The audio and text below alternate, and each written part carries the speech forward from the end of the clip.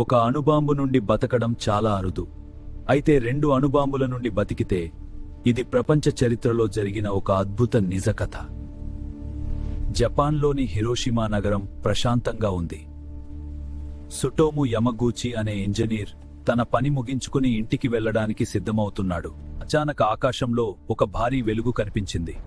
America వేసిన అణుబాంబు little boy Hiroshima మీద పేలింది. కొన్ని సెకన్లలోనే నగరం మొత్తం నాశనమైంది. పేలుడు వల్ల యమగుచి నేలపై పడిపోయాడు. అతనికి గాయాలయ్యాయి. ఆ విధ్వంసం మధ్య తర్వాత తన ఇంటి నగరం నాగసాకికి వెళ్లాడు. తర్వాత రోజు నాగసాకిలో యమగుచి తన ఆఫీసులో హిరోషిమాలో జరిగిన ఘటనను తన బాస్కి చెబుతున్నాడు. అది హిరోషిమా, ఒకే ఒక బాంబు తగిలింది. దేవుడా, ఇంత పెద్ద విధ్వంసం!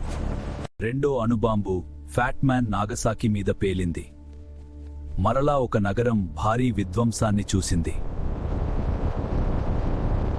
అన్ని ప్రమాదాలను ఎదుర్కొని సుటోము యమగుచి 2 అణుబాంబుల నుండి కూడా బతికాడు.